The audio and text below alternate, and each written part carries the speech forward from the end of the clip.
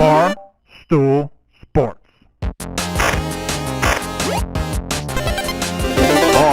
Titus, Brandon Walker, Mostly Sports.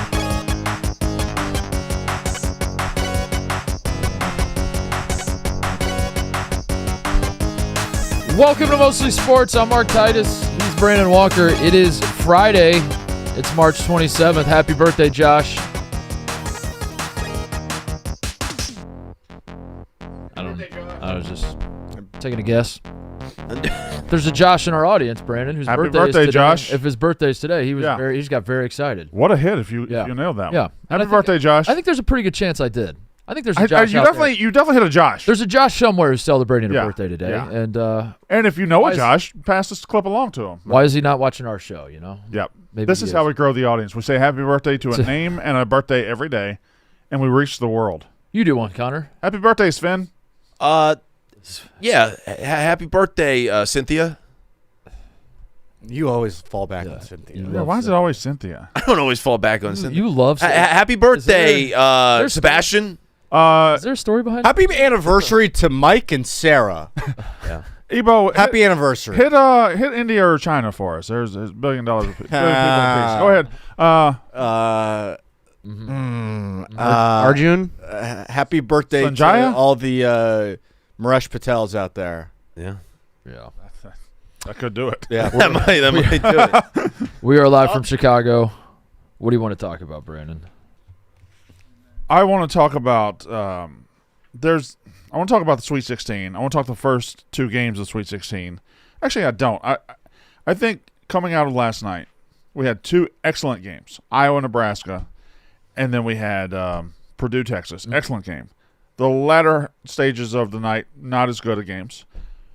But I do come out of there wanting to talk about Arizona first because I believe Arizona is just – last night was an exhibition of just how scary good they are. Yeah.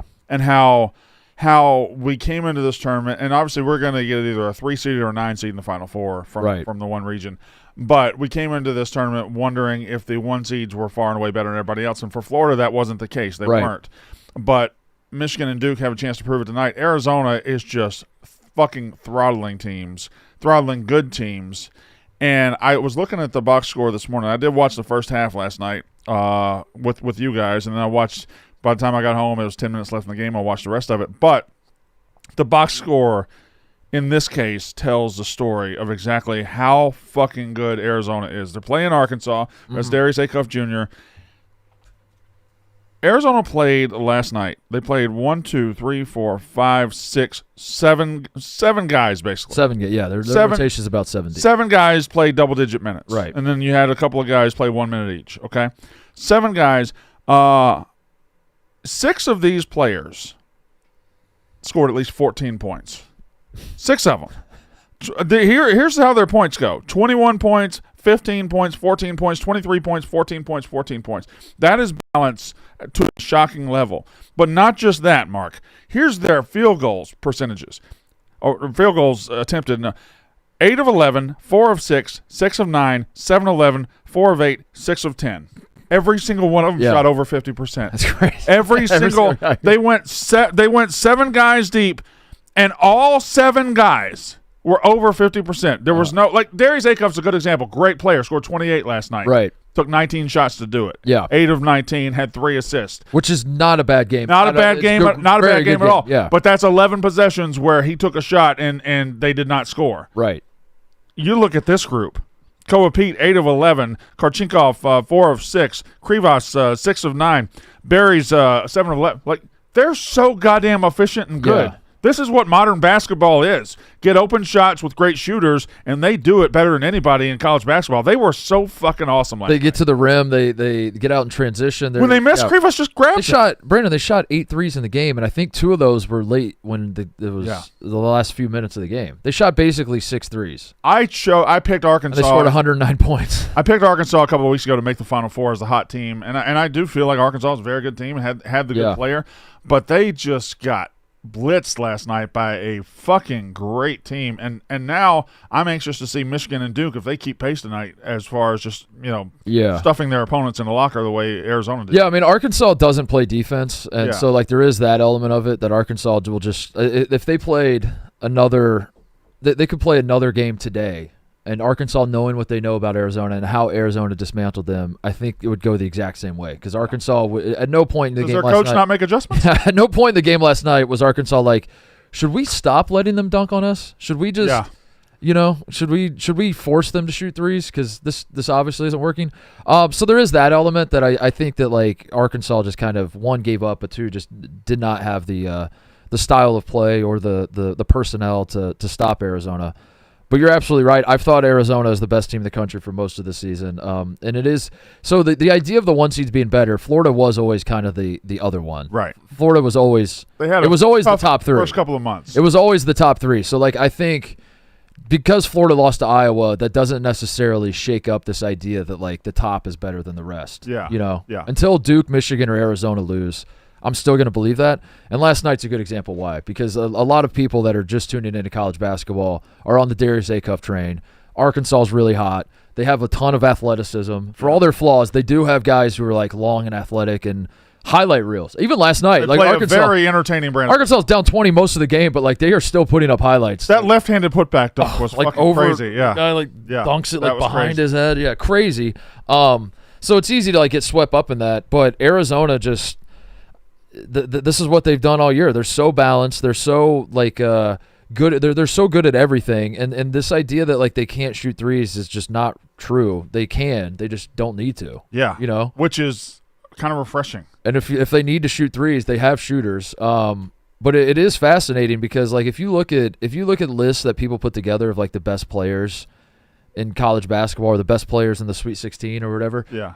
Arizona's best player, first of all, Jaden Bradley won Big 12 Player of the Year. I don't think he's the best player on the team. I think Burries is. But like Bradley's the most important, whatever. That's what kind of team they are. Is like they have those designations. They're the team where they're like, that guy's the best player. Yeah. That guy's probably going to be the best player at the next level. That guy might be the most important. That guy's the heart and soul. And that guy's going to score 30 tonight. And that guy's the scorer. And then this guy does all the dirty work, and we can't lose him either. And like that's how they're love made Krivas. up. Yeah. Yeah. I mean, knock on wood. I'm like Krivas is. If you're power ranking their best players, he's probably fourth. And yet, like if he went down for some reason, they might be fucked. Yeah. But also they might not be fucked because they have so many other great guys. Like Toby Awaka comes off the bench, of just a 6'9" bruiser that grabs every rebound.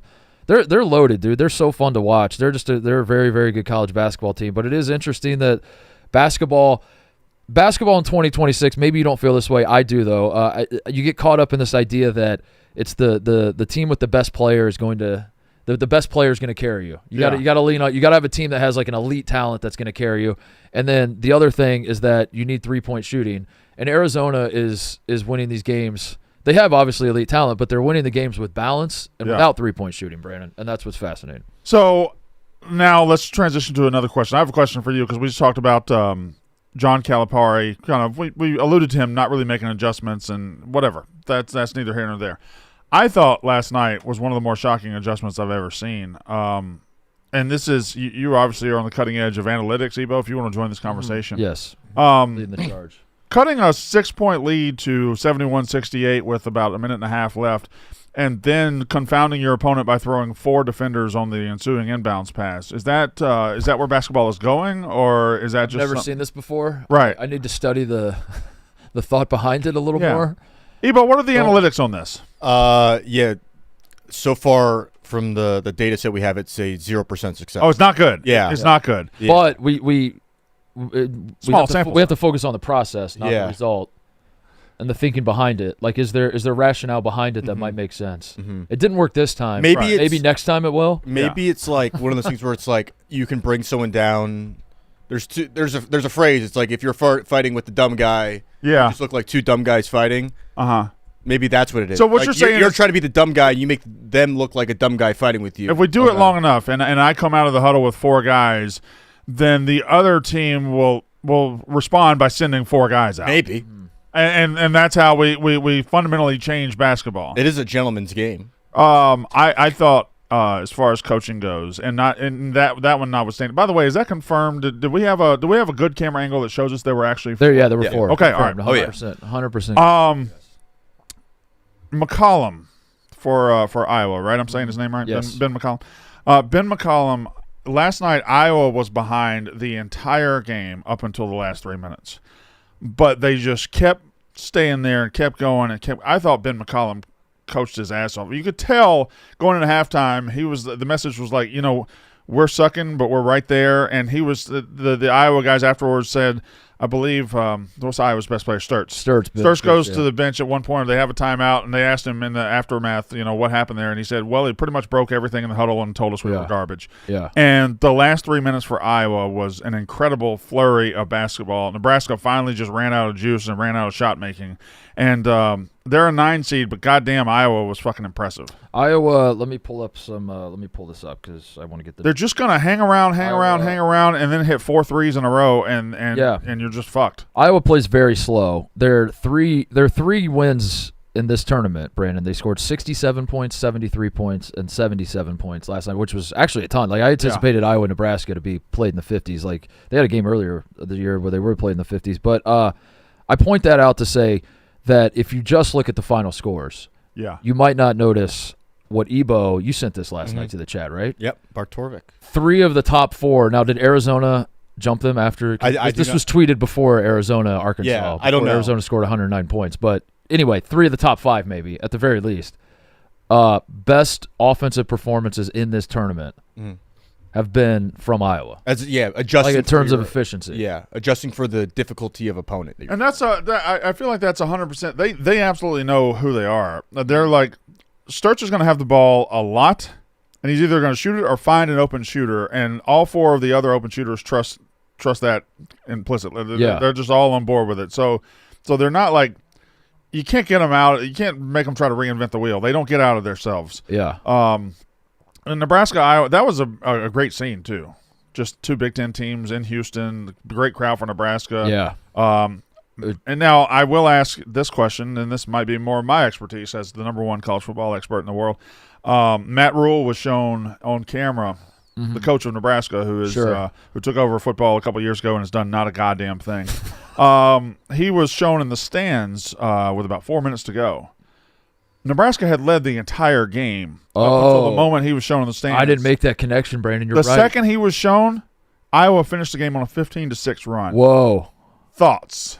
And Nebraska just bricked everything. Everything. And again, before they showed him, they were hitting everything. There was a stretch, as Iowa pulled away towards the final couple minutes or whatever.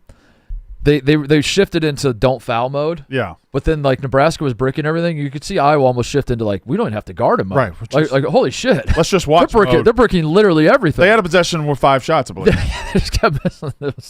It was wild. It's Matt Rule's fault. That's a great call. I mean, we could blame the football coach who was sitting in the stands, or maybe there's a little bit of blame for the basketball coach who sent out 4 defenders. So how the fuck does that happen? What's interesting about that is obviously it's Hoiberg's fault, but also you'd be surprised that's not something that really gets talked about. It gets talked about if you're on offense. If you have the ball and you're drawing up the play, if you're going to write the initials of each player. Yeah. So then the players will see their initials and they'll be like, all right, I'll go there.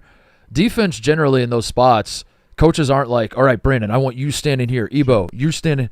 They're just kind of like, all right, we're going to pressure the ball. Let's stay back with, keep this in mind, whatever. And they just kind of talk in generalities.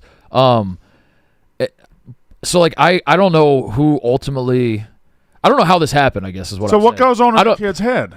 Because what I'm saying is this isn't – in 7th grade you might be like, now as a reminder, Johnny, you're in the game. Sure. And at this level, if you were in the game and a timeout happens, you work under the assumption you're in the game unless someone comes up and is like, you've been subbed out for – So I don't – So why would a kid not go back out?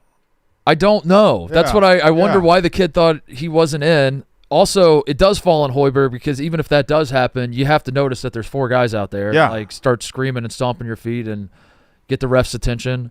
This was brought up in Mostly Hoops last night. We were talking about the game. How do you feel about the referee's role in 4 players on the court?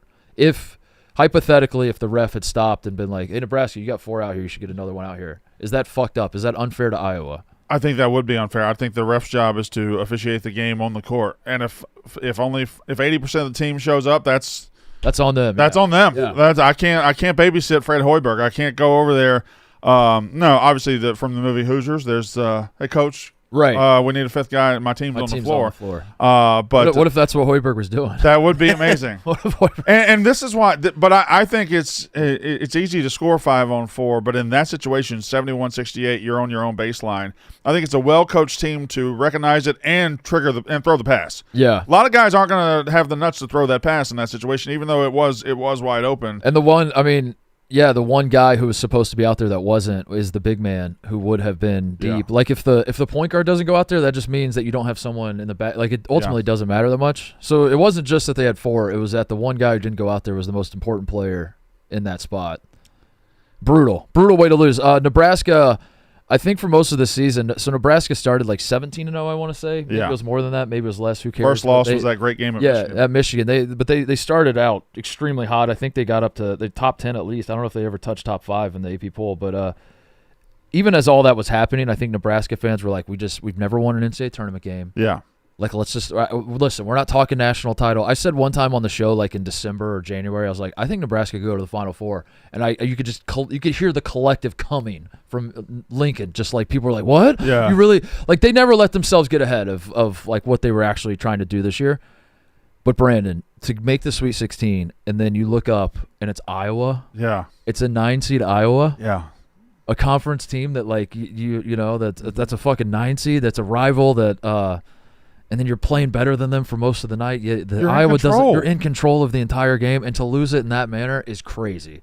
And I think that like if you would have told Nebraska fans at the start of the season, you're going to make the Sweet 16, you're going to lose a close game, and you're going to be that close to going to the Elite 8, but like hell of a season, you'll be top 5 at some. They would have lost their minds. And yet now that we're here, they got to be sick. It's got to suck. They got to be sick. Yeah. They made it to 20-0. 20-0, okay. And they were number 5. They were number 5 in That's the why AP sports poll. are cruel. You can never win a tournament game for 150 years, and then you can come into the tournament with reasonable expectations. Just give me 1. Just give me 2. And then you get to the Sweet 16, and that sweet taste of success is just on the tip of your tongue, and you just want to take a big bite, and all of a sudden you're nothing. You just got nothing, and it's going to hurt regardless. It comes for everybody. Yeah, it comes for everybody except for one team a year. I will say, out of that game, I came away the most impressed with the future North Carolina coach at Iowa, and I think he's going to do great in Chapel Hill. I think he's going to do amazing. I do kind of want him to just coach 1 year everywhere and just keep climbing the ladder. Go to North Carolina, do well there. Go to Duke. Yeah, go to Duke, then go to, I guess, the NBA. Yeah. And then just slowly work his way up until he's... No, I want him to do every blue blood for a year. Oh, do every blue blood.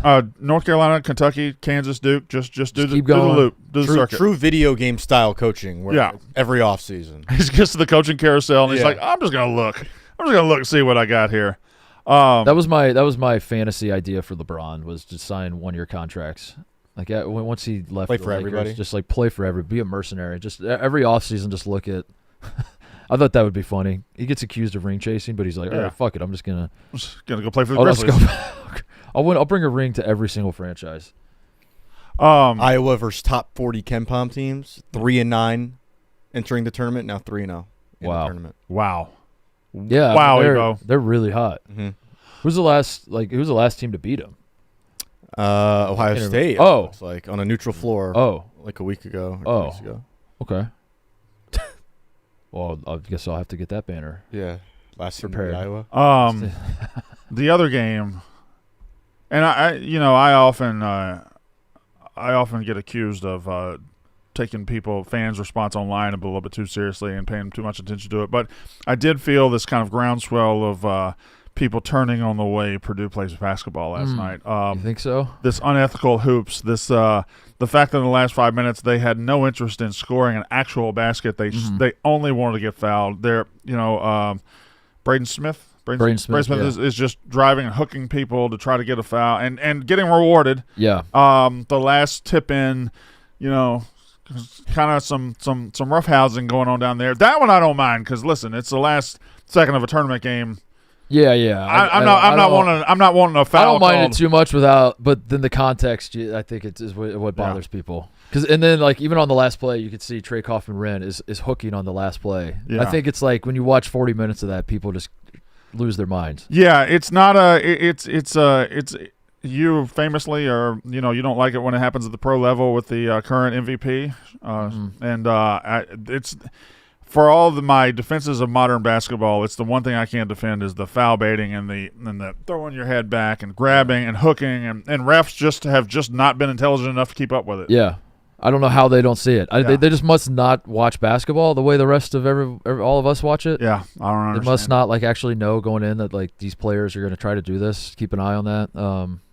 Yeah, Purdue, good win. Yeah. Purdue is early stage Duke right now. Purdue's Duke without this. Purdue's like Duke in the but there's 80s. No guarantee of developing into Duke. Right. Yeah. Right. But it's like like when Duke first burst on the scene, even though they hadn't won the national title by 91 and 92, like by the time they were winning, I mean I wasn't born yet. But my understanding of the situation. Can I tell you a secret? 1986 was my first year of knowing and watching and knowing sports and remembering. So the first NCAA championship game I ever remember was Duke and Louisville in '86, and I was rooting so hard for Duke. Yeah, I love their blue. I was rooting so. And I woke up the next morning and looked at Good Morning America, and they had Denny Crum. I believe that was Louisville's coach. They had him on. I was like so disappointed. I was just heartbroken. But by '91. What you're saying. What I'm saying, yeah. They had moved on to the next stage. And Duke fans will tell you that everyone hates us because we're better than you. And everyone else will be like, we hate you because of the way you play. Correct. We hate you because you're like, the people of that time would watch Christian Laettner and Bobby Hurley and be like, you're not that fucking good. How do you get away with this? Christian Laettner should have been kicked out of the game where he hit the shot. Yes. He stomped on him. He stomped on a guy's chest. And he stomped on him. And that's what drove everyone insane about Duke, right? And I think that's where people are at with Purdue. Purdue just hasn't gotten over the hump and won the national title yet. Yeah. But I think like last night was because I think Edey took a lot of that. Edey took a lot of the blame, and then now he's gone. You know the reason there's a hook and hold. Like that's a flagrant foul in college. I don't know what the NBA rule is, but like if you're posting it, if you're guarding me and I like hook you like this, and then like pretend like I'm because you can snap a guy's arm. You like break your fucking arm. You know why that's a rule? What? Because of Purdue. Like literally, it's Isaac Haas used to do that. He used to like that was like part of. They need to start enforcing it again because they were doing it all night last night. So the people that have paid attention to Purdue and Purdue fans are like, you have a bias against why does everyone at Barstool hate us? I don't know why do we? Yeah. How did we get here? Go ahead. No, Purdue it's been a weird season. Purdue was preseason number 1 and had the preseason National Player of the Year. It's been a roller coaster. They lost, I think, 7 of their last 13 games coming into the tournament, and then they win the Big Ten, and now it's just been topsy-turvy, and now they pop up in the Elite Eight, and it's, I think Arizona's way better than them, and I think like this is where their ride ends, but it is fascinating because just when you think you've got them figured out and that they're done or that now they're really hot and can they win it all? I don't know. That being said, I don't think they can beat Arizona, but the all Big Ten Final Four is still on the table. We're getting it. We know we're getting one. Michigan's a heavy favorite in another. Michigan State has some work to do, and Purdue has some work to do, but it's on the table. I got one more thing, but first of all, I got to tell people. Yesterday we did opening day, and as always, we have about 10 packages outside that door that either arrived yesterday or that got lost in the. So at the end of the show, last 15 minutes, we're gonna clean that up and finish that. And then real quick, I just wanted to say, yesterday, we had that moment where I got unexpectedly caught off guard by an incredible gift from Josh from Arkansas. This is all I want to say real quick, and then we'll move on. No more sentimentality. We've been doing this 3 years. Mm-hmm. I think we have the best audience on the internet. I think we have the best audience in Barstool. Our Reddit mostly is always positive. They actually enjoy the show. They talk like they enjoy the show. Our YouTube comments are always very, very favorable. The people that watch this show really like this show. And yesterday, Josh, I don't know how he fucking pulled it off. I'm still trying to figure that out.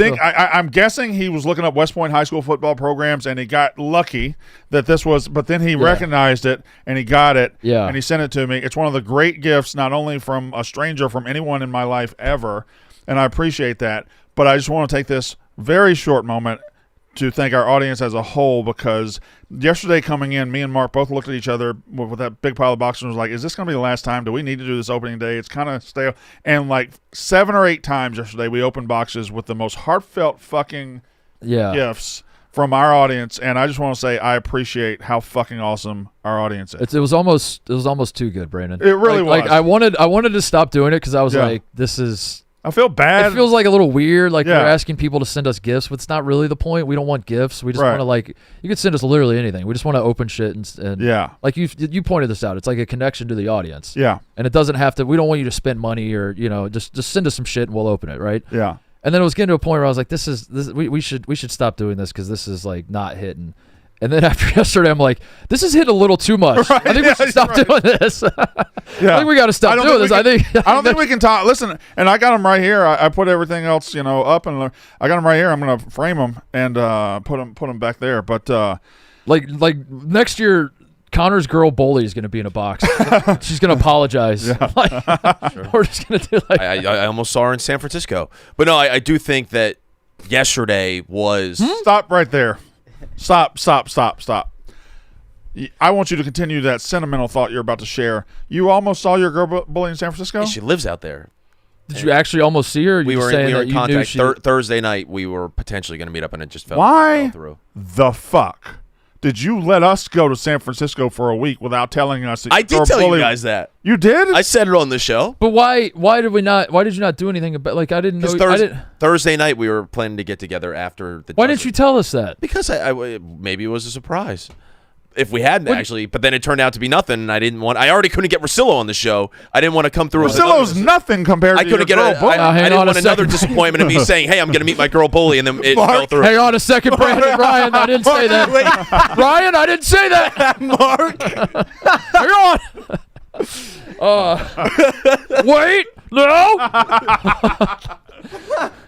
That's it compared to his girl bully. You gotta tell us these things. I mean, I had known she was in San Francisco, but I didn't want to like press the issue and put you in an uncomfortable spot. I didn't know you were like talking with her and stuff. Yeah, we were texting back and forth. You kiss? No, we didn't see each other, but we were potentially going to see each other after the dozen on that Thursday night. All right, continue your sentimental thought. I was just going to say, the first year we were a show and we did all these things for the first time, it's very hard to recapture the magic. Like the first opening day was awesome. Yeah.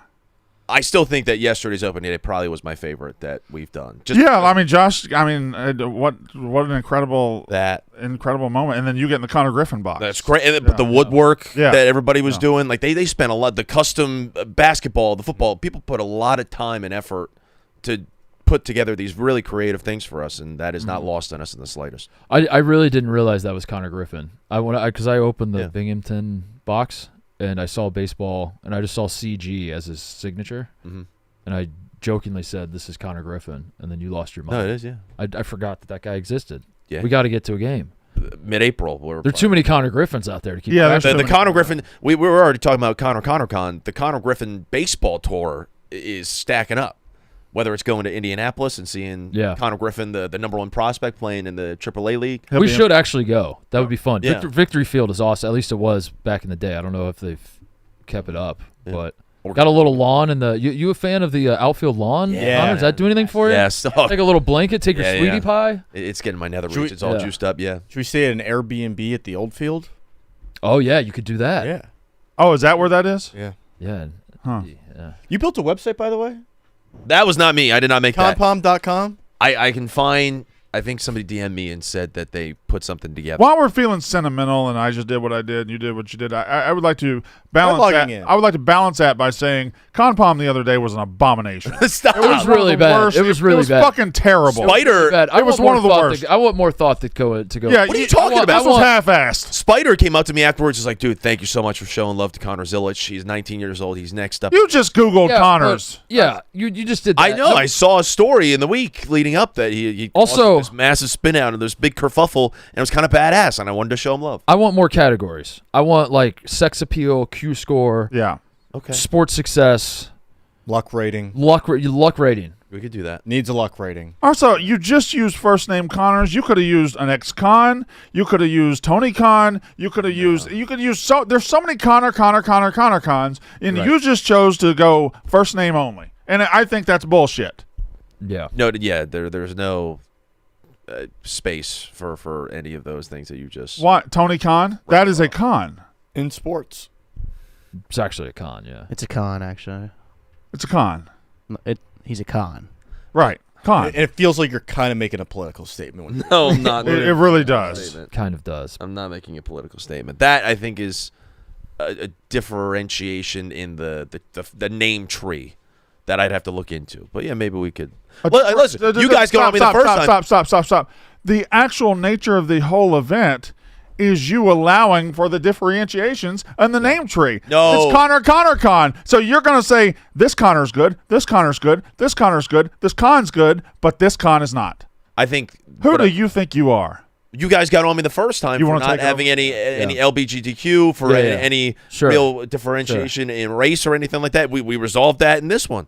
It is an inclusive list. I'm unsubscribing, I think. Yeah. I'm going to unsubscribe. I'm out on Compom. Yeah. Or me and you guys got it next take over Compom. You got it next month. I want my money back. Actually, we will do it next month. You said. Me and Mark are doing Compom next month. Listen, 24th of the month. Everybody knows that's when Compom drops. I won't be here.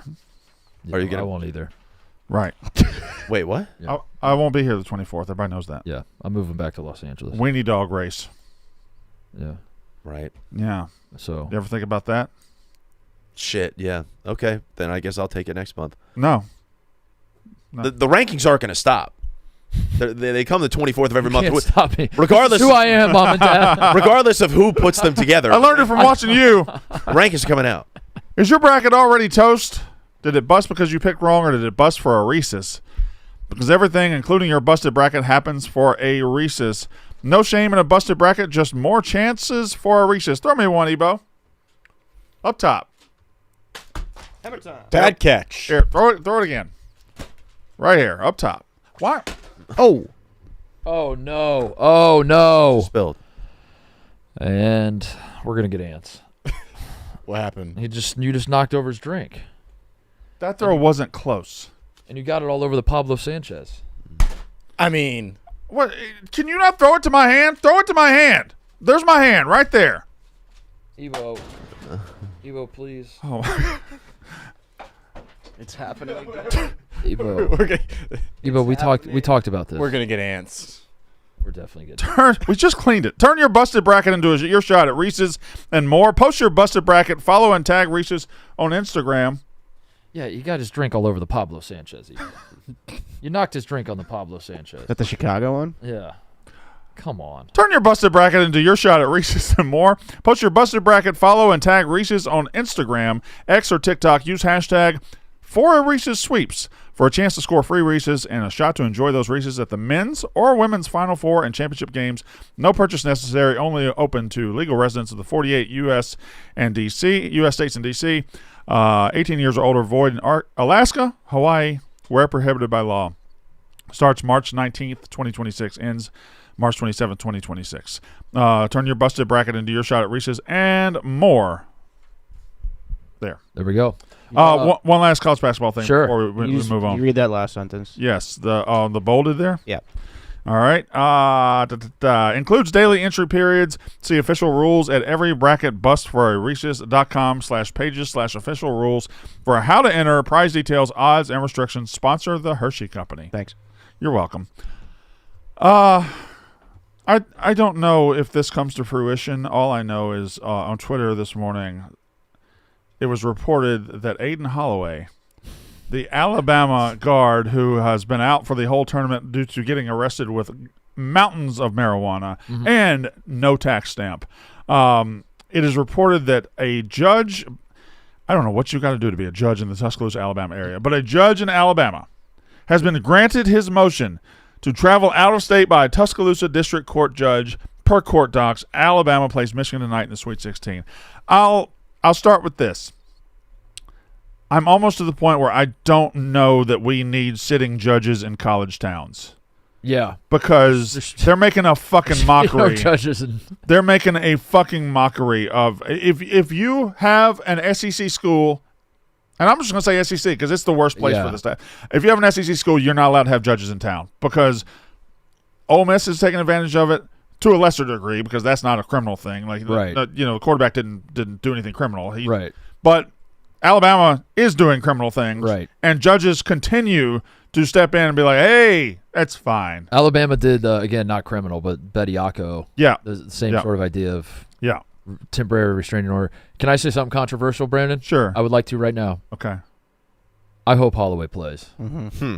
I badly hope he plays. I think, not because I want Bama to win the game, not because I think he deserves to play. Yeah. I just like when you're right about something. Like I like when your read on a situation. Yeah. I want Nate Oates to lean into it, I guess is what I'm saying. I don't care if Bama wins or not. How can the man lean anymore? Yeah, I would. I just like it. It would be very funny. It would make the stream tonight even funnier, I think, and honestly, it might make the game more interesting. So, I don't think he should play, obviously, but I hope he plays. That would be great for content. I know you probably didn't see this. Pull up Dave's tweet from this morning. In 2001. WrestleMania X7 was about to happen, and it was going to be Rock Austin, and WWE put out what is regarded as the greatest video package of all time for Rock Austin. It was set to My Way by Limp Bizkit. It might have some competition from what Dave put out for the Bosco bet today. It's got music on it. I thought it was like stock music.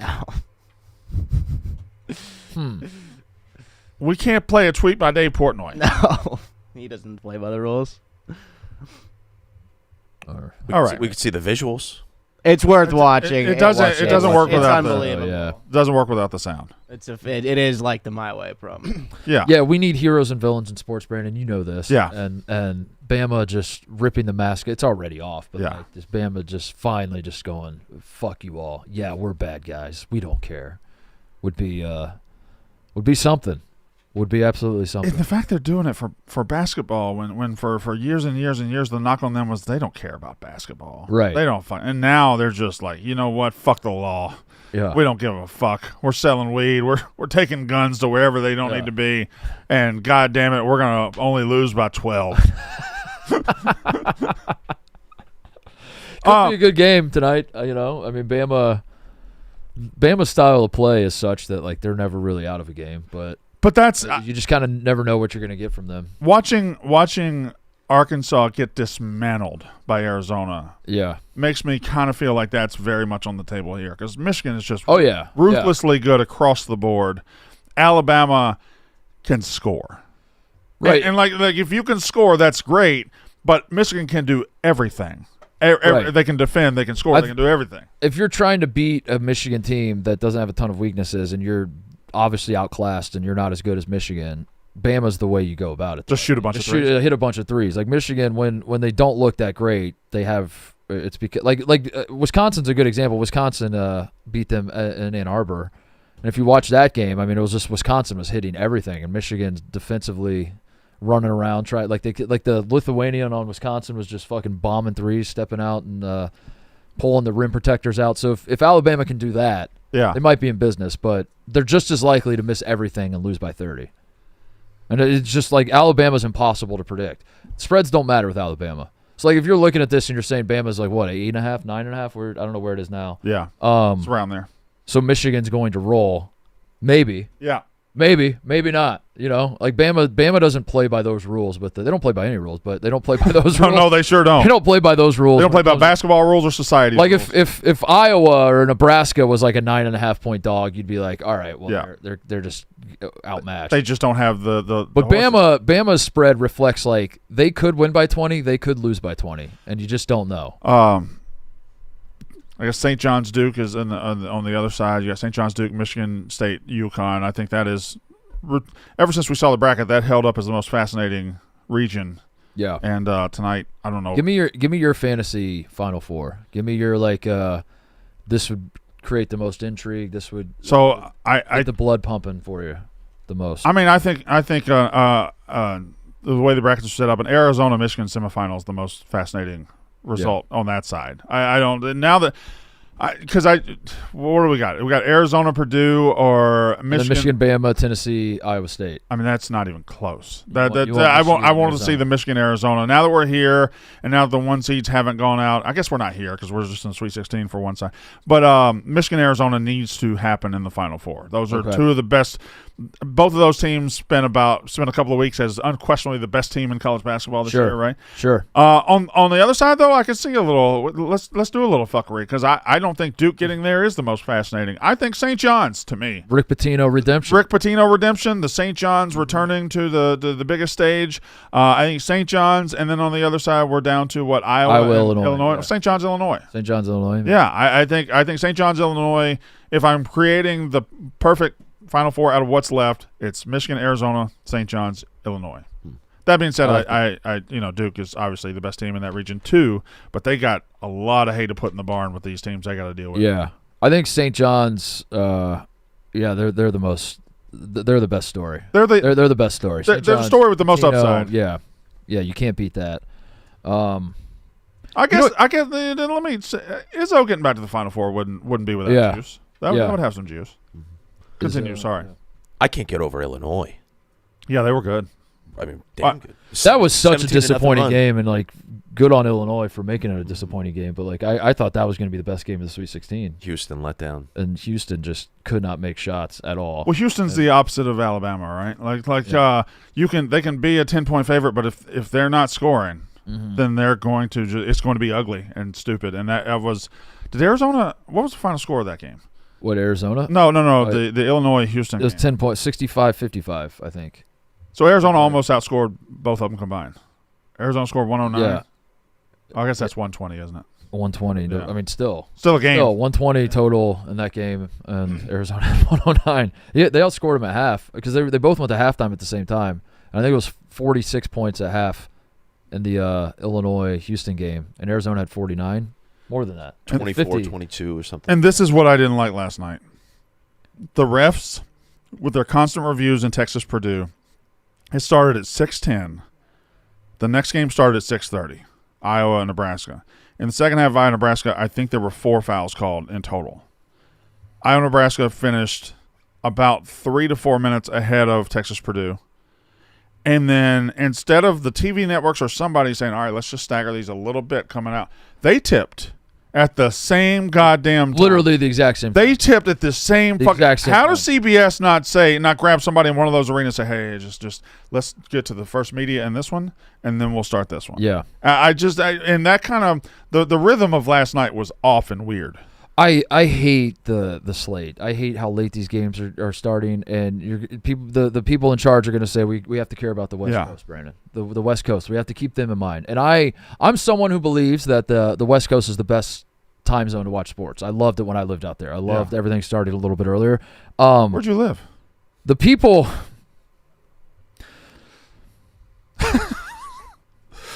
The people that live out there are used to it, Brandon. They're used to like they change their day around it. What I don't understand is if the people on the West Coast are so important and that like we have to bend over backwards with the start times and push everything late so they can get off work, which by the way, they don't really work normal hours. Sure. They're at the beach surfing and like they go to a coffee shop, type a few emails, close the laptop, go surf, come home at 2 p.m. Go to opening day at Wrigley. Yeah, that's what they do, right?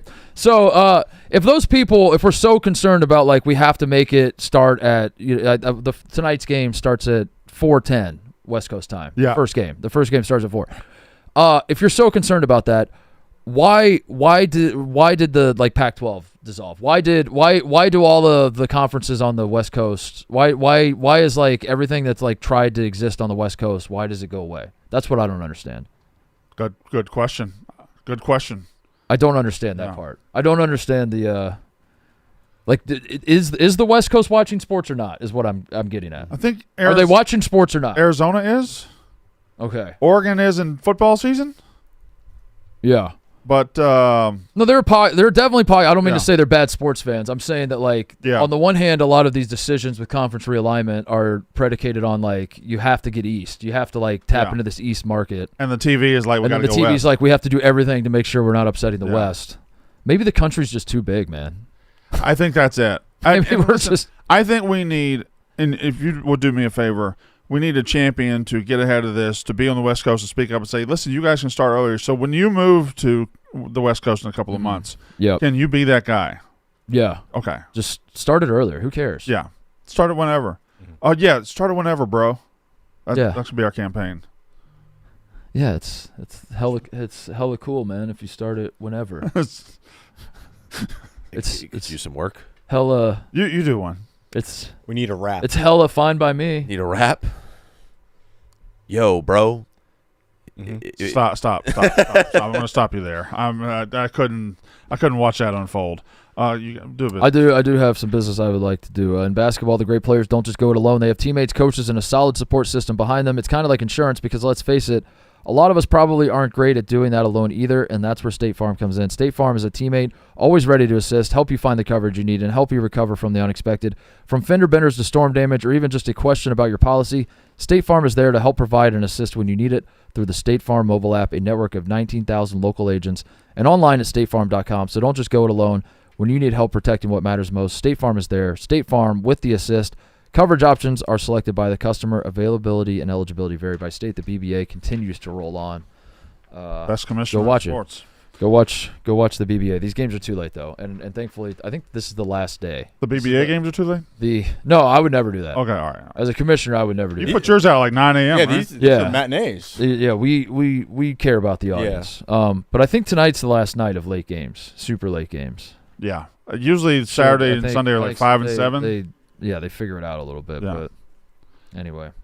Ebo, what was the story of second opening day? The fact that there's Paul Skeens. Opening day still hasn't happened for a lot of teams. Yeah, the Braves and the Royals open today. Yeah. I believe there's 3 series that kick off today. And then there's, we talk about college basketball doing fuck shit with their schedule. Major League Baseball having opening day for a lot of teams and then the next day having an off day remains one of the craziest things. The whole rhythm is off. So stupid. The whole rhythm of opening day is off. And the Giants are saying that tomorrow is opening, or today what? is opening day. The Giants just said, fuck it, open it. We didn't play yet. What? So there's also a joke here of it being actually Robbie Ray being your opening day starter too, right? Yeah. So they're just saying that was like Netflix's opening day, that wasn't theirs? I get maybe that. Yeah, I don't. That was was opening night, and this is opening day. I don't know. Actually, yeah. That was opening night. This is ridiculous. When does this game? But it was opening day. The sun was out. I agree with you. They played in the day. That game's at 1:30 local. So that is a day game. Opening day. What time was the first pitch for the first game? It was 7 in here, so it was 5. 5:30, 4:35. 4:30. That's day. 7 here. 4:30's day. No, that's a night game. That's evening night. That's 4:30 in the evening. What were those? 4:30's not the evening, Connor. 5:30 is though. That's right, but it's not. That's depressing. They played at 4:30, right? Didn't you just say that, Ebo? That's very day right there. I'm looking at day. That's day. I'm looking at day. That's day. That's 5:18. That's 5:18 pregame. So yeah, I'm looking at day right now. Listen, you could get to a ballpark in the summertime at 7 o'clock, even 8 o'clock, and it'll still be light out. If sunlight is the metric of it being a day game or a night game, we're all fucked. I'll be goddamn. There isn't a single. Don't go to fucking Sweden. Yeah, exactly. Midnight sun. Why would I go to Sweden for a baseball game? Midnight sun. What time is night? Anything past 5, I think you have to consider. Starting at 5. Happy hour cannot happen at night. Let me ask you a question. SEC football game in November, Alabama and Arkansas start at 2:30. By the end of the game, it's black as can be. It's about the start of the game. Okay, so that's a day game. Oh, fuck yes. Penn State got a night game. We kick off at 5:15. Yeah. Are you excited about that? It's night game? Different in college football. 3:30 Eastern, we got a night game in the second half. Huge. Well, actually, in that case, yeah, it kind of is. I think he's right. I'm just being a bitch.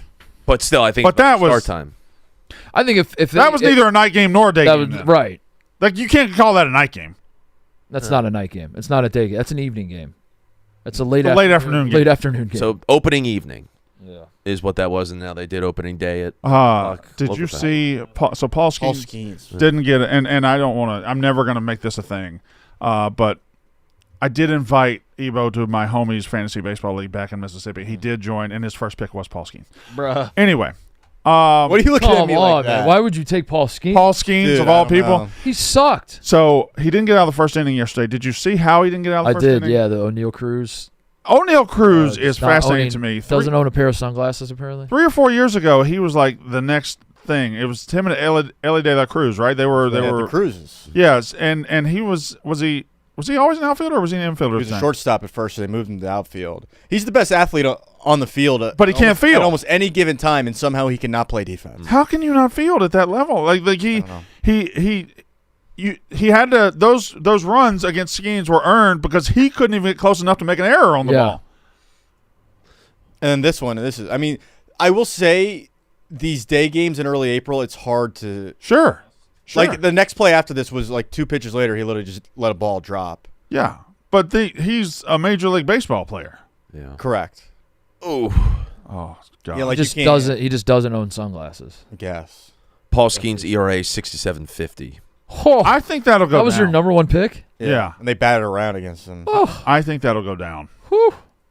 I mean, he didn't have his best stuff yesterday, and yeah, I mean, you could blame it partially on O'Neal Cruz, but Paul Skeens definitely was. Is it America's fault? Yeah, the World Baseball Classic? Both the Team USA guys getting let up in basically back-to-back. Well, who's the other one? Logan Webb. But his team hasn't started the season yet. Yeah, they got opening day today. True. So, what are you talking about? Great point. Didn't happen. Great point, Brandon. Good. And then Aaron Judge is cursed, and Yeah. Yep. Is he washed, Titus? Did you say anything stupid on Wake Up Barstool this morning? Did you? I did not. You didn't. And I have video proof, by the way, of Titus and Tate both coming to me in the break yesterday and saying that was a totally fine question. We don't have time, Connor. Where is it? Where's the video proof? On my phone. Yeah, we don't have time for it. Sorry. Okay. We have to keep the show moving along. But Skeens, I felt bad. It seemed like he was finally enjoying baseball. He was finally enjoying his life. He's smiling and everything, and then he has that performance yesterday, and I felt terrible. I shared this on Wub. Did not share it here yesterday because we were obviously busy with other stuff going on. But I wanted to let the people know, if you would like the tail, the option is there, Brandon. I have placed my parlay for this Major League Baseball season. Oh, my gosh, yes. The Colorado Rockies to win the NL West. Mm-hmm. The Washington Nationals to win the NL East, which, by the way, top of the standings right now. Top of the table. Top of the table. The Los Angeles Angels to win the AL West, by the way, top of the table. Uh-huh. Is 20-cent wager. Yes. Will pay out $249,000. I have the option to cash out for 18 cents right now. There it is. Wow. There it is. I placed it the other day. Lock that in. Rockies, Nationals, Angels. Plus $124 million.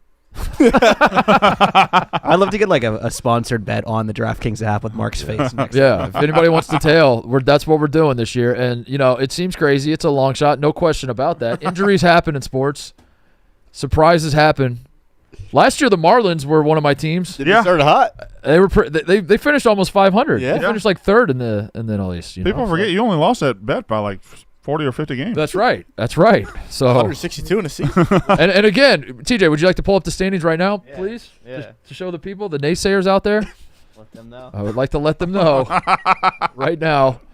No. Everyone's saying you're throwing away your 20 cents. That's 2 dimes you can't get back. Well, look at us now. There's the Nationals and Angels. Angels right there. Nationals 1-0. Uh-huh. Angels 1-0. Angels 1-0. Who was the other team? And the Rockies haven't played yet, I don't think.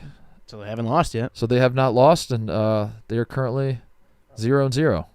Right there, half game back of the Dodgers. Realistically, if I told you could take 20 cents and turn it into $250,000 and you're half game back of the Dodgers, I take it. You have to take it. If you told me at the beginning of the season the Rockies would be a half game back of the Dodgers, I'm the taking only that all thing day, keeping you from turning 20 cents into $250,000 is one half game back of the Dodgers. That's incredible because you never know what will happen over the next 162. You just don't know.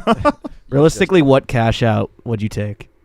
45 cents. $1. $1. You had a pretty decent cash out last year when you just did the 2 teams. I think you could have gotten. I think I could. I think for like a month in the season, I could have gotten my entire money back. I think that's what the cash out was. Yeah, because the White Sox, it was White Sox Marlins last year. This year I went with 3. 20, a little greedy. 20 cents is such a funny. It was the max wager. I tried to do $5, and DraftKings was like, "Sir, no. sir, you're gonna put us out of business. Ain't no way." We can't handle a high roller like you. Before we get to our new box openings that we're going to end the show with, and we have to do 2 grids today. We have to do 2 grids. You want to do yesterday's now? Yeah, we can knock out. Just want to do it now? Yeah, let's do yesterday's now. And then we'll at the end of the show. Yeah, let's just do yesterday's now. You want to rip an advertisement while I'm pulling it? Yeah, he's. I will tell people about Every Man Jack. You're a grown man making better decisions about what you put in your body. Are you paying attention to what goes on it? Here's the thing. Using grooming products with harsh chemicals is like washing your car with dish soap. Sure, it gets the job done, but you're stripping away the protection and doing long-term damage. Most guys think they have to choose products that work or products that are better for you. Every Man Jack says that's BS. Their clean, naturally derived formulas have none of the garbage the other guys use, no parabens, no dyes, no shortcuts, and they're incredibly effective. Their coconut-based body wash cleans while hydrating. Their new 48-hour antiperspirant has unbelievable glide and staying power. Every Man Jack, clean, effective, made for men. What more could you want? Start your new routine and find Every Man Jack at Walmart, Target, Amazon, Kroger, or wherever men's personal care products are sold. Every Man Jack. All right, let's grid it up. So do you want yesterday's? Yesterday's. First? Yesterday's first, Yes, please. yes. Yesterday's first. Previous grids. Uh-huh. And here we need some go. Blackhawks here. Give me a Black Hawk. Previously. Black Hawk. Give me a Black Hawk. Okay. Okay, well, 40 goals a season should be. Ronick, top right. I'm feeling. McDavid, obviously. McDavid and then Ovechkin, right? McDavid, Ovechkin. Let's start there. Mm-hmm. Yeah, McDavid, middle right, excuse me. McDavid. Mm-hmm. Ovechkin, bottom right. Let's do that. And then Ronick's pretty much the only Shark I know. Thornton, yeah. Thornton? Joe Thornton? Was he a goal scorer? I think so. Is it Joe? It is Joe. Almost certainly has to be. Okay, Joe. What? No, Ronick? Pretty a lot. I don't know. Was Ronick good on the Sharks? I just know he played for the Sharks, and I know Ronick was I think good. he was.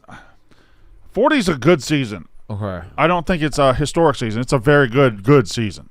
I think Thornton probably would be the better. You think Thornton's better? Yeah. Thornton. Joe Thornton. Might be more reliable. Joe Thornton. I mean, we're going to have to come up with 2 other Sharks, by the way. Nope. All right. Okay, and... God, Connor. Try Ronick. What was that? Try Ronick. What was that, Connor? Nope. Okay. Oh, So who is it? Who is it? Fair play. Who is it? Timu Solani. 4 people? Wait, he was a duck. They got it. Who's putting these grids together, dude? We need more than 4 players available. That's got to be Kane. Vander Kane, kind of a mogger. Yeah. That's kind of on the Sharks. How have you existed that long? You have 4 guys with 40 goals. Yeah. We should have called Joe Avery. Wait, has the new kid done it yet this year? What does that mean? Has the new kid done it this year? Celebrini? If Pavelski's the only one. If Celebrini was the answer, that would have been embarrassing. Yeah. Really bad. What's his name? Chicho? Chechu? What's his name? Who's Chichu? Chichu. Who's Chichu? It's Pokemon. Chichu. Chichu. Go back. You know what? Fuck Jonathan Chichu. I hope he's still. Go back to the list of the 4.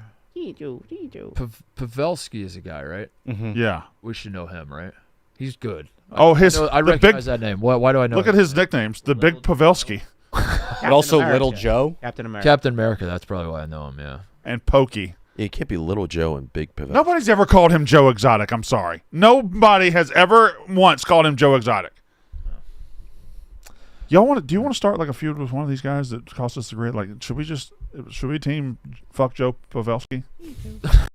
Just like, goddamn. Gloves are off if we see him. Yeah, one. it's on site. Dropping our gloves. It's on site if I see Joe Pavelski. #1 Pavelski hater pod. What did you want to do before we start opening stuff? I just see this and I haven't seen this previously. Old video of Kevin Harlan from high school calling a football game emerges. Yeah, I sent it in the chat. Kevin Harlan is, if you ask me top 5 favorite people in sports, Kevin Harlan is fighting for #1. I fucking love Kevin Harlan. I think he's far and away the best play-by-play announcer we have and should be a bigger star than he is. This is him from high school. Mm-hmm. He was in high school. Correct. He's the best. I think he was a ever junior in high school in this video. Let me have it. I think he's the best ever doing Where's it. Who's got it? I got it right here. I'll send it to you in the DMs. It's always, and this is just for future reference because we've only been doing the show for 3 years. It's always better if TJ does have access to the video before we. It's in. It's in the chat. Oh, TJ, you did have access to the video, is what I'm being told. When Oh, this is tough to watch. when I'm resending it. I'd like you both to know I do still have a box cutter, and I'll fucking cut you. When was it sent? I already cut my fingers yesterday accidentally. Now we wait. You had the plastic box cutter. DMs. I had scissors. I cut myself on the scissors. Did you notice your box cutter was plastic? Yeah, it's weird. Yeah, we weren't allowed to have 2 box cutters. I think it's like a ceramic blade. Oh. Okay. All right. We are. All right. On Thursday, Iowa fans will hear Kevin Harlan on Thursday's game between the Hawkeyes and Cornhuskers. Before his decades of success on a national stage, Harlan was just a high schooler in Wisconsin. That's where he caught up with TV9 Sports Director Emeritus John Campbell. Go. Running backs now split in the backfield. Nair straight back in the pocket. Has good time. Pumps. Now he's on the run to the right side. Nair now throwing on the run. And That's Kevin Harlan you're listening to. He's the voice of the Promontory Cadets on WGBP-FM, the school radio station. Now, the station doesn't have a big range, but Kevin's getting invaluable experience. Last year, they were looking for a play-by-play man for the football team. And I was a junior last year, and what they did was they showed a film on the wall, and we talked into a tape recorder and things like that. Stop it right there. I was selected out of... How does his voice change so much? Like, I know he was just 17, but that doesn't sound like him at all. It was great. No, what a piece of... Play it again. Play it again. 20 people, and I've just kind of held onto the job ever since. And Kevin does a darn good job. He's well prepared, accurate, and descriptive. About 10 yards on the line of scrimmage. The running backs are split in the backfield. Oh, I'm starting to hear Dave it. Nair on first down and 10 yards to go. Second man through. This will be Dennis Gillis pulling his way past the 25. He spends a lot of his time listening to and studying other sportscasters as he tries to develop his own style. And I believe they're going to... I've sat up in the NBC booth many times, and I've watched Jay Randolph and Tim Ryan when the Cleveland people were in for the preseason game. And I've picked up many pointers, and how they carry themselves through the broadcast, how they won't get upset if something technically would go wrong or something like that. And I think it's been a great experience, the fact that I've been up there and been able to watch these professionals Freeze it work. right there. Why does the TV9 logo look like the LA Rams backwards? It does. Good call, Brandon. Okay. I think it... you got to listen close, and it comes through a couple times. Yeah. And listen, I guess 17-year-old and 50-year-old voices are different, probably a little bit. But Connor, has your voice changed? You're the only one on the show that has clips like this out there. Yeah. No, my voice has changed a shit ton. Wobbly. Well, that too. Also, when I broke my nose, it shifted. So maybe Kevin Harlan broke his nose. Broke his nose. Yeah.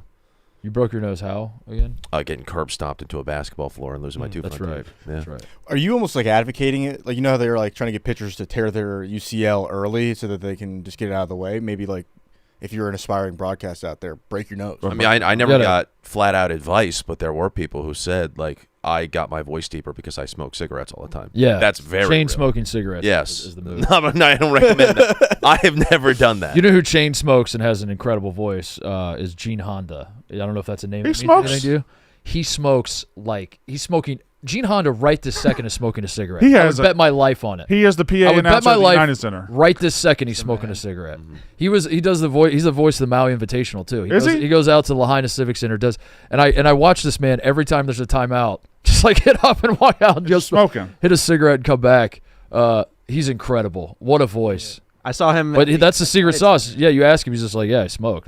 He was walking out in between every media break. Oh, he does the White Sox every too. media break, dude. Yeah. Give the people at home. Try to find a clip of Gene Honda. I was in awe seeing him in person. I was like, oh my God, there's Gene Honda. He'll do the Cody Final was like, Four. What are you talking about? I don't know if he's retired from that, but for a million years, he might still do it. The Final Four too, like the ladies and gentlemen, welcome to Indianapolis and the 2026. Gene Honda's stacking paychecks, huh? Yeah, he's incredible. Hi, I'm Gene Honda. I'm the public address announcer here at Wright Field. Sorry. Someplace I've been, for all the years in this building and for 2 years across the street.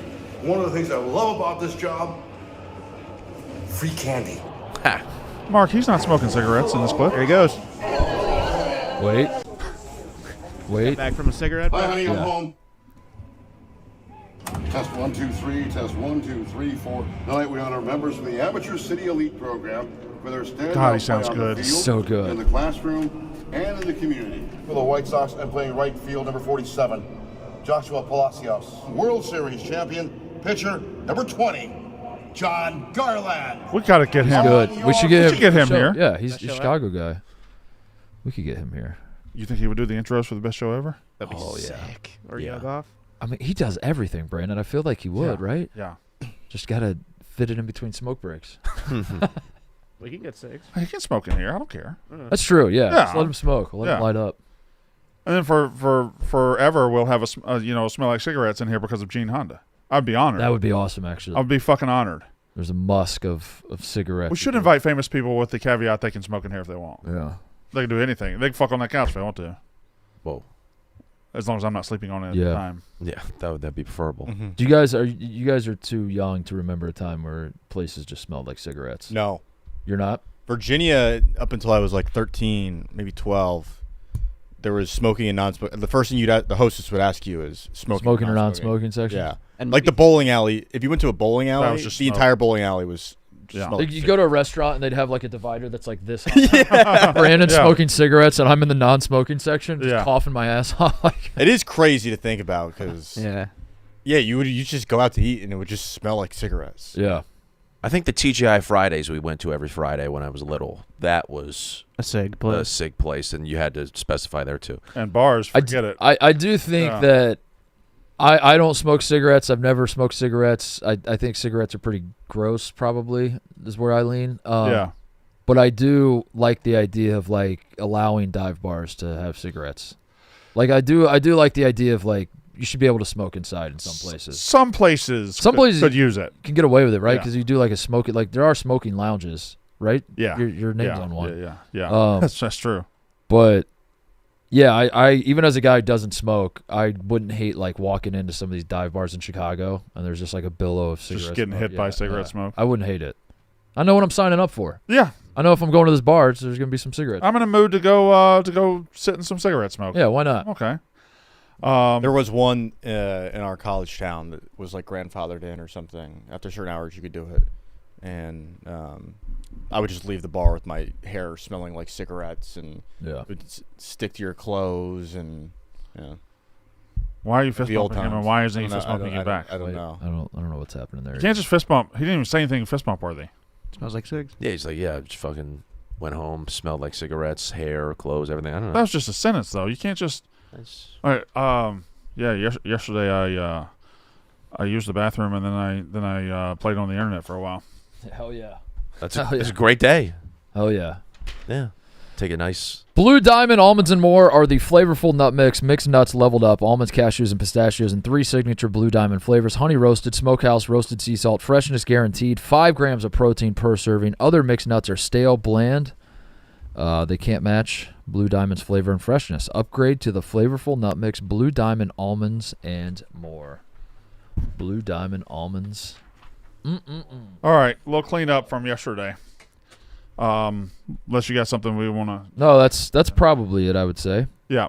The Sport Clips MVP segment? We'll get there. Okay. We'll get there as Connor's getting the rest of the boxes. I think we got about 8 boxes that didn't get to.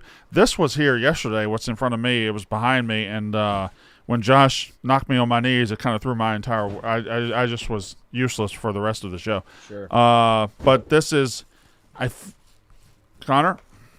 Oh, Connor, this one's for Mark. Okay. Connor, this one's for Scoof. Nice, thank you. And I'm just going to assume the rest are for me because they're all. Oh my God. It's a baseball signed by Scotty Scheffler. No way. Wow. Is it? And not even in. He just wrote it all in print? Scotty Scheffler? Look at this. That's incredible. Holy shit. It's not a signature shirt at all. It's That's just signed by Scotty Scheffler. It's just Scotty Scheffler's name on a baseball. That's my God. Congrats. Wow. All of these are Atlanta Braves bobbleheads. I got Ronald Acuna in a pink suit. What? I've got the great Ronaldo Lopez in some sort of cape. I've got Andrew Jones.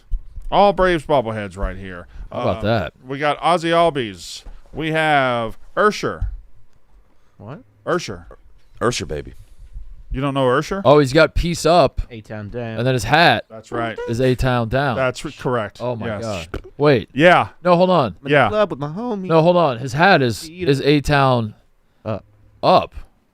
Oh, there it is. That's confusing. Now Pieces down. Pieces down, yes. Yeah. Anyway. So I got Usher. Evil Usher. Chipper Jones, I have a Braves race car.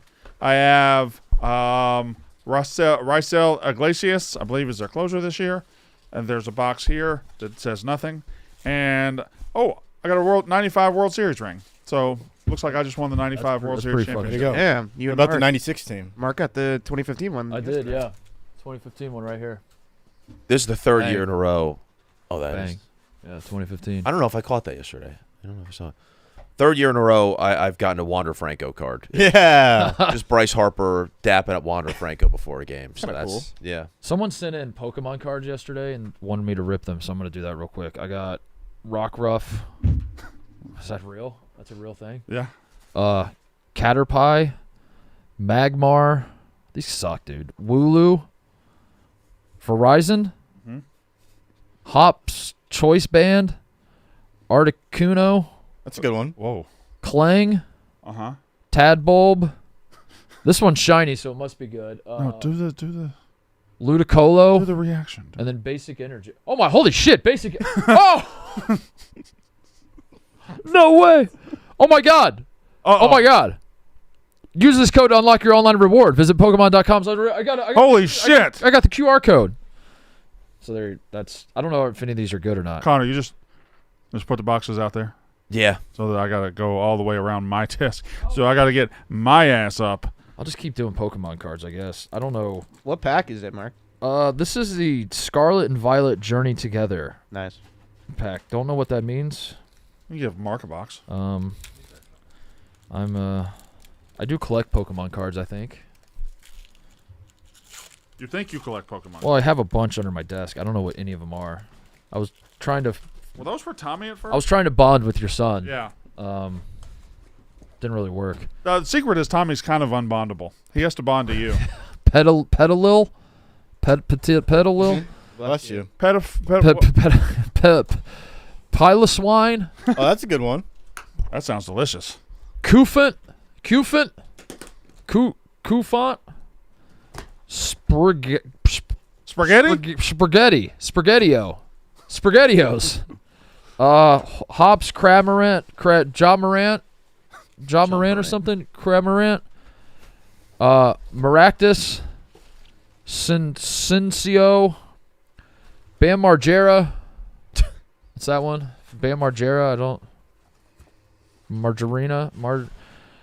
Sandaconda, that sounds pretty cool. Oh, that does. That one sounds cool. fucking awesome. Yeah, sounds like a. Oh, this guy looks sweet. Who the fuck is this? Rufian? Is that you? What is this guy? That was like Ryan, the production guy. What is this guy? I've never seen that in my life. What is this guy? Probably one of the trainers or something.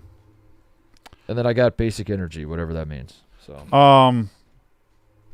For Brandon or Mark, if he gets into a barbecue competition versus Donnie, the best rub ever created applied generously to a butt or ribs and smoke to an eternal temperature of 198.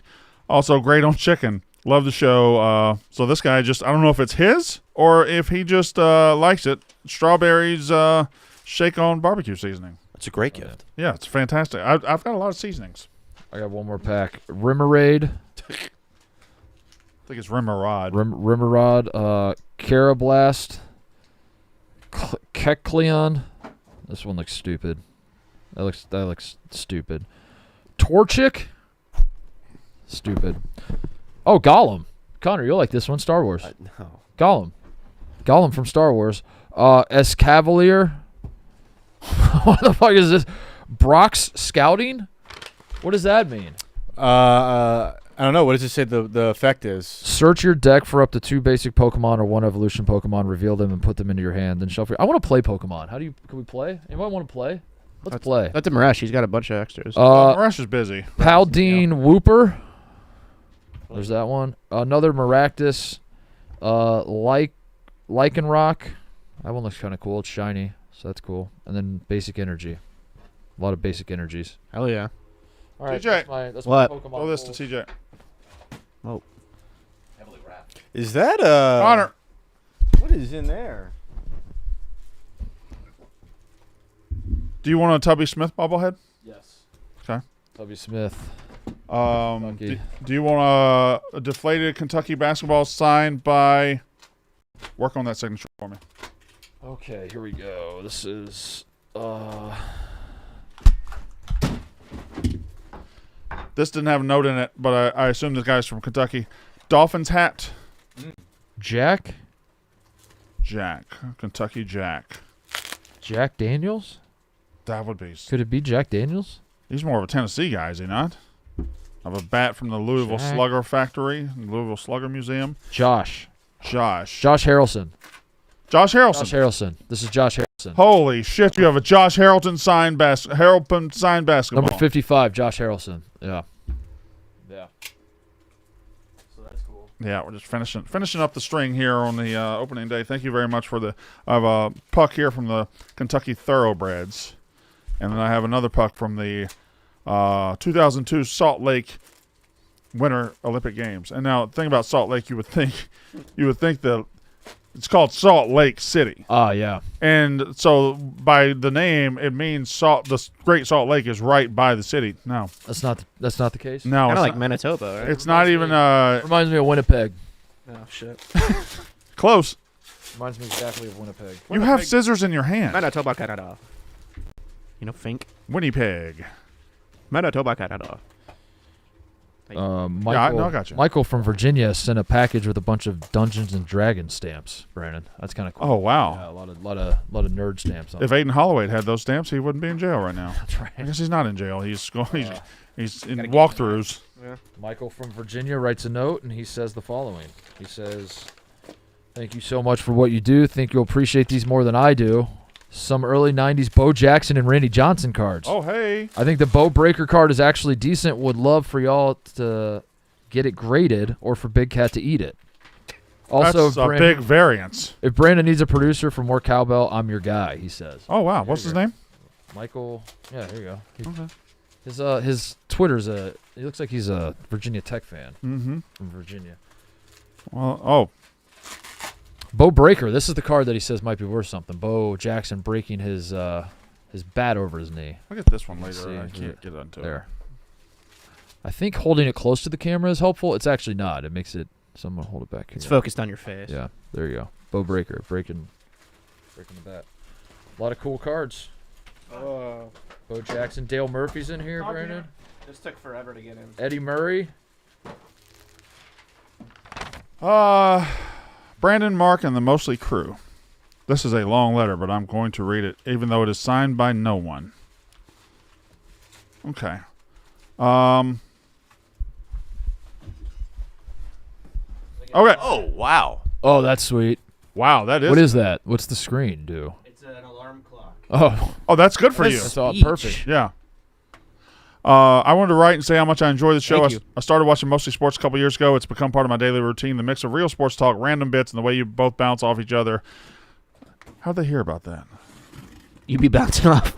How the fuck You guys be bouncing off each other. Makes it one of the most entertaining sports shows out there. I'm a junior at Western Kentucky, majoring in sports management, minoring in coaching.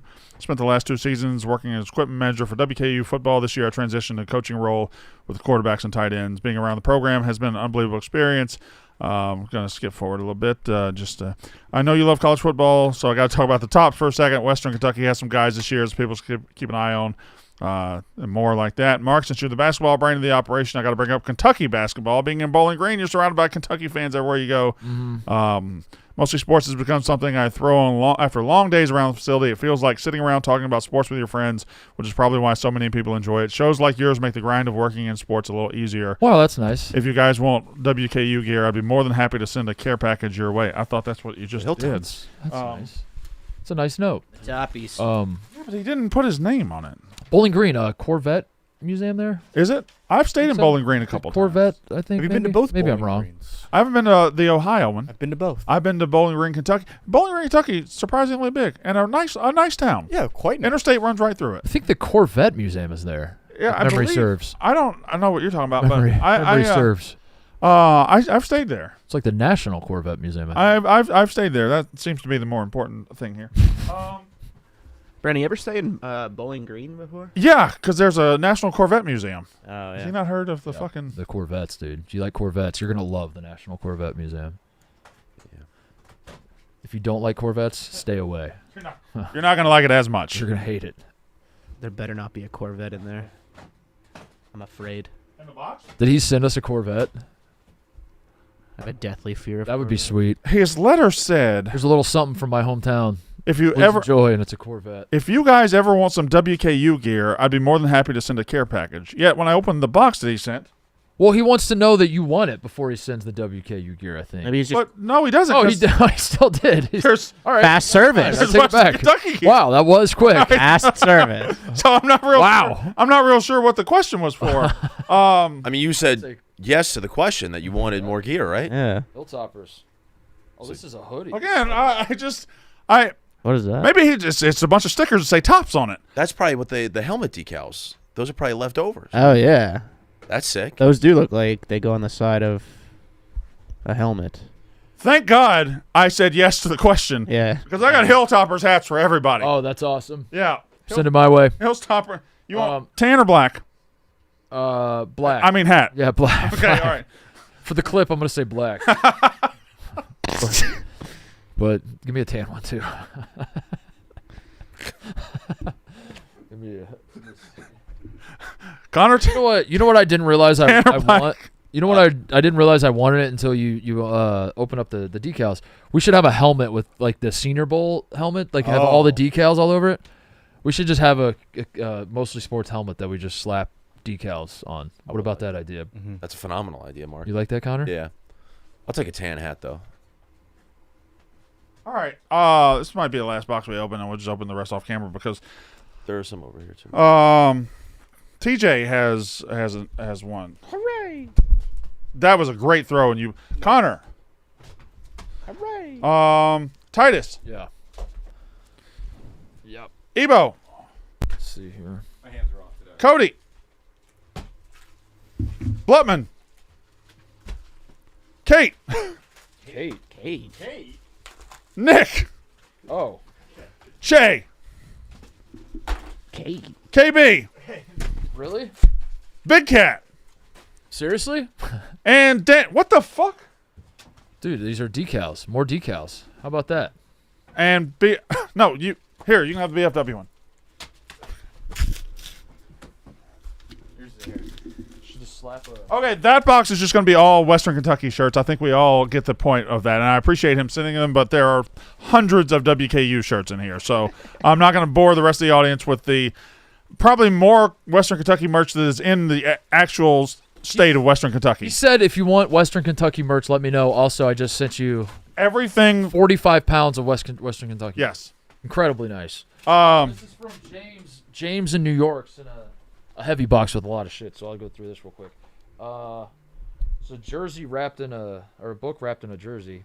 The Game by Ken Dryden. Oh, I like this that. This was the Canada Reads 2012 selection, so we might have to read this one. Maybe we'll learn a thing or two about hockey if we read this.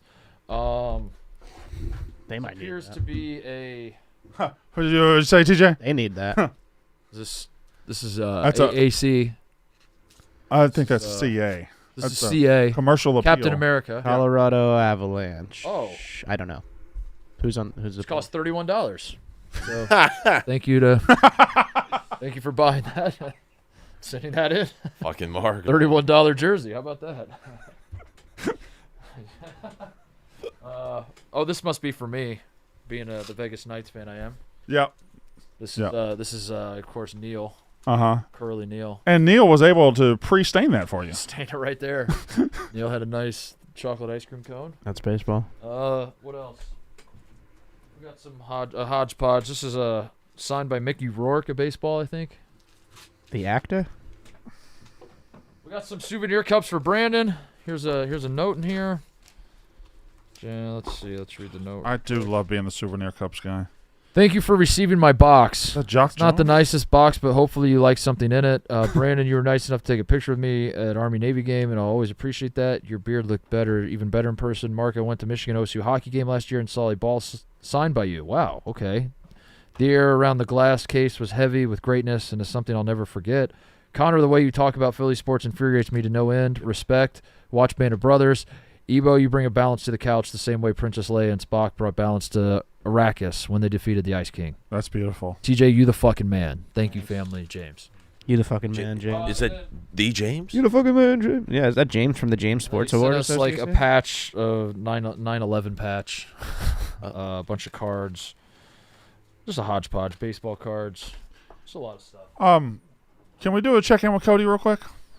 What up? Cody, did you like the Western Kentucky box? Yeah. Why does that weirdly look good? Does look good.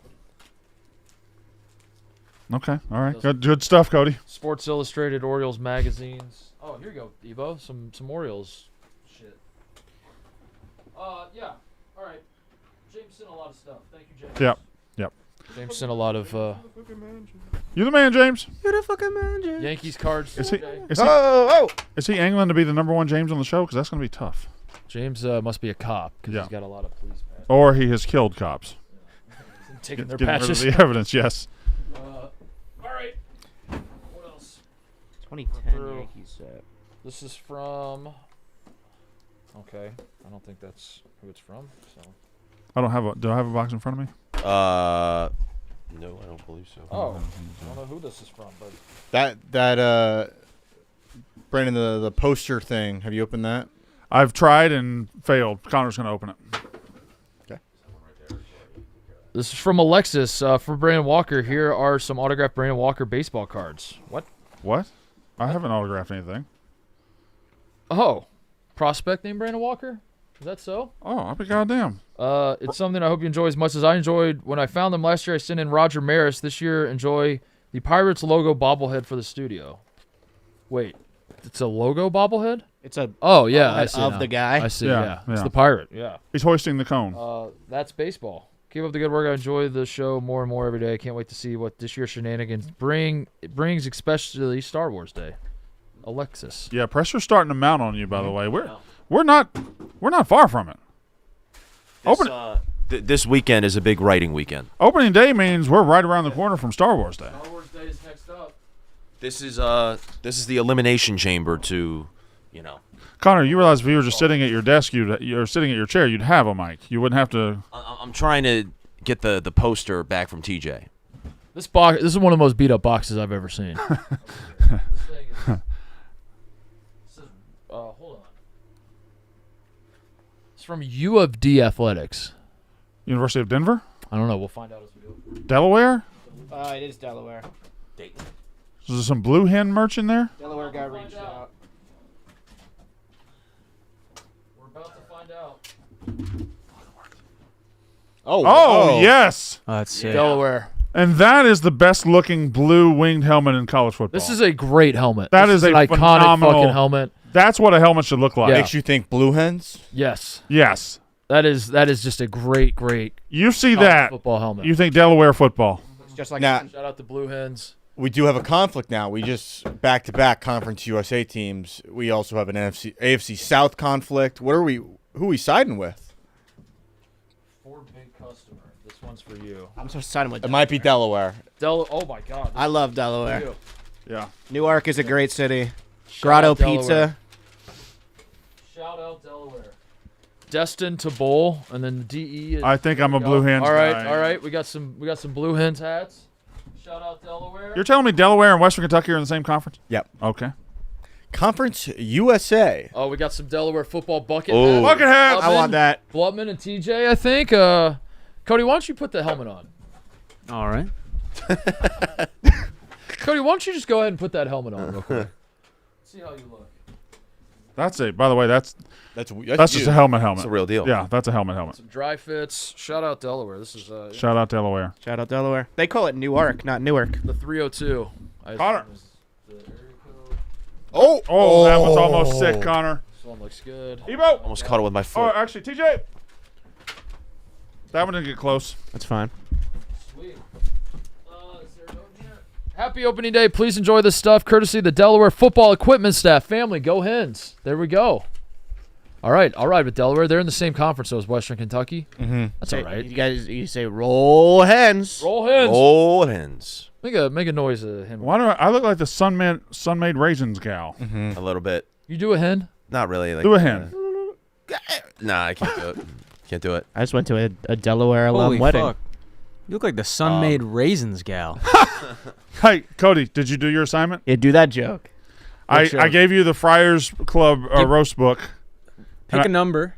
I said bring a joke. This envelope had my name on it. I have no idea where it came from. Yeah. I'm opening it up. It says... Is that a lot of letters? From Eric. It's like 8 pages. I'm not going to read it all, obviously. Oregon High School Hoops Lore, an introduction. And it's written in like script font. Like not cursive, but like, like as you would see a movie script written. The hoop scene I grew up watching, my era of hoops. Getting personal is one section. All right, well, Eric, I will read this, I promise, but I can't read this on air. This is just simply too long of a letter. But happy opening day. Here's a happy opening day. It says, just nice letter. I'll read it. I promise you I'll read it. Cody, 157. Okay. Who looks that up? Do you want to do the sport clips game changer moment? Yes, I will. I don't think I'm going to do it. I'm going to do it. That's what I'm going to do. This MVP segment is brought to you by Sport Clips. If you've ever stepped onto a baseball field, you know that smell. Fresh spring grass, leather gloves, the whole ballpark vibe. Sport Clips is bringing that inspiration to the MVP haircut experience with new Playmaker scents. After your haircut, you get the legendary Hot Steam Towel, now infused with scents like birchwood, spring grass, and new leather glove. It's the perfect way to finish a great haircut and feel like you just walked off the field with a win. Try the Playmaker scents now before they're gone, only at Sport Clips. Offer ends on May 2nd, 2026 at participating locations only where permitted by law. Try the Playmaker scents now. So we're coming up with the Sport Clips MVP. Who is the MVP of the week? I'm just going to say it right now. Watch the stream tonight. I have a feeling this will go down as Rico Bosco's week. Yeah. I'm going to call Rico Bosco. He's the MVP in the world of sports. I'm going to say Rico Bosco is the MVP right now in sports. There's too many opening days in baseball. We can't possibly circle there. Basketball, it gets, there's 16, Sweet 16, there's 16 games left. So there's just no way to figure out who's the MVP there. It's Rico Bosco. And this might be the last time you get to see Bosco wearing an Alabama shirt. He's going to be in Might Carolina be in baby blue soon. Might be in baby blue, Brandon. Cody. You did say you had character issues. Yeah. How'd he looking? I said 157. Yeah, I'm here. A traveling vaudeville troupe visited a small town. While at their hotel, a man visited and said he was the town's self-appointed morals keeper.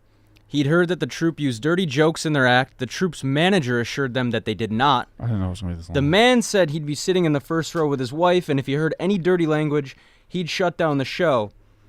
That night, the star of the show came out with a co-star, and they began their act. Say, do you know what the best part of a woman is? Asked the star. No, replied the co-star. What's the best part of a woman? The man in the first row leaped to his feet and declared firmly, if he says cunt, I'm stopping the show. 157, ethics and morals. That's really good. That was really good. It goes by section of joke? Yes. Is there... What are the categories? All right, we got celebrities, we've got babies, birth control, right. death and dying. Is there a racism section? I'd like for you to read from that. There's not. Connor, what'd you have? You're going to love this. Okay. Poster sent in. I love a poster.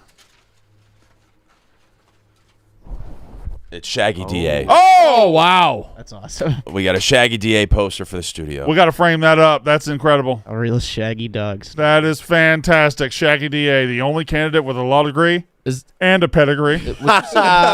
Was this a movie or a television show? I think it was a movie. It's impossible. Should we watch the movie? Yes. Yes, we should. Probably. A watch along? Should we do a watch along? Yeah. Dean Jones. I think we should at some point. Yes, all right. we should. Is that everything? I think that's everything. We got all the. We got it. Thank you to every. If we get anything else, we'll open it off the air, and the highlights we'll put on the air. Yeah. Sweet. All right, let's do the grid. Get out of here. Blackhawks. I need a Blackhawk. I didn't get one. All right. Blue Jackets, though. Go. Rick Nash, top middle. Okay. Rick Nash, top middle. We can do. Lemieux was an assist guy, or is just a goals guy, or both? Lemieux. Yager was a Duck, right? Right. Yager, top left. Top left or middle left? Or I guess it doesn't. Wait, middle left. Yeah. Oh, Blue Jackets Wild. Foligno. Right? Nick Foligno was a Blue Jacket. He's a Wild now. He is a wild now. Yeah, Foligno. Yes. Bottom, you're right. He is a wild. Bottom middle. He is a wild now. Foligno. Nick Foligno.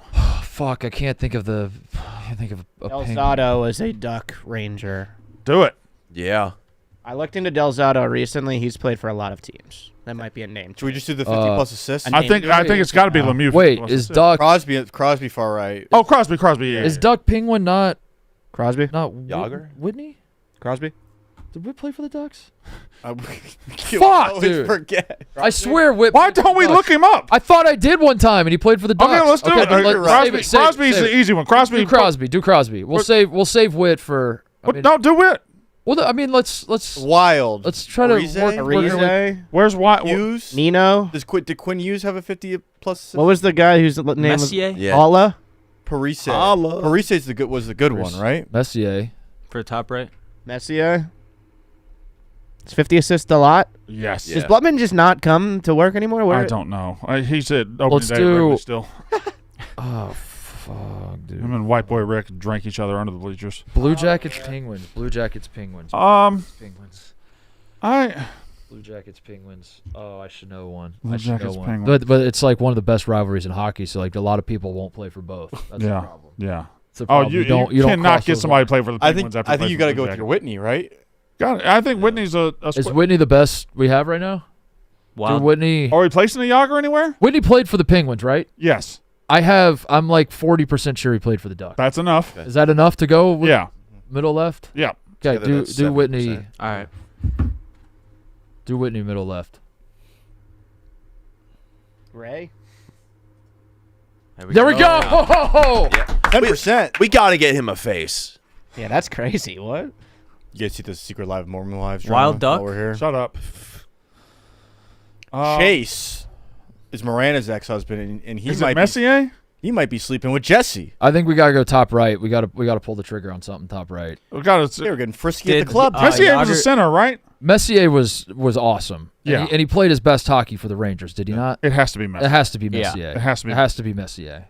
Show me Messier. There we go. Hey, all right. Yes. What position is Parise? Quinn Hughes plays for the Wild, correct? Right, but does it have to be for that team? I believe so. Brandon, the grid's over there. Brandon can't see shit right now. Should we? Wait, was Yager Wild Duck at all? Oh, he could have been. I don't know. Wild Something Duck. funny about a wild duck. He could have been. Anybody have any Penguins? Say some Penguins, and I'll tell you if they played on the. Ryan Whitney. Chili Willy. Latang. Latang. Kessel. Kessel. I don't know. I just don't. Morgan Freeman. I don't fucking know. Oswald Cobblepot. Wait, we're right there, boys. Mr. Popper. I actually don't know. I don't know. All right, wild assist. You the said Piedmont Hotel. Hughes. No, the Peabody. Peabody. Dude. That's Ducks. The full body remember. hotel. I don't think he wound up playing for the Just put Parise. Bottom right. bottom right. Yeah, I'm fine with that. I'm fine with that. You're not fine with it. Shit. Is it going to be Quinn Hughes? We'll drop a Yager then. Do Yager bottom left. Go there back. you go. Drop a Back. Yager. Go back and do Yager. Drop his Yager. Brandon, I got bad news. What? You don't know. You're good. Okay. Yager wouldn't have worked. What go. We gotta learn some stuff. Would Jeff Carter have worked for? Are we out? Middle. We're out. No, we're good. Out. What would have We worked? lost 3 different ways. Yeah. Jeff Carter. Would have been nice if you spoke up. I was gonna save him. I was gonna save him. Kirill the Kaprizov. What were we gonna save him for? Why were you saving him? What are we saving? What are you saying? What Who are was the that? four, What are you TJ? saving for? I was gonna save him until after we got the Wild. I thought I was more confident in Parise for that one than I was with Carter. Kaprizov. Zuccarello. We'll see you guys Monday. Have a great weekend, everybody. See you Monday. That's how ball's done. Love my bucket hat. Roll hands.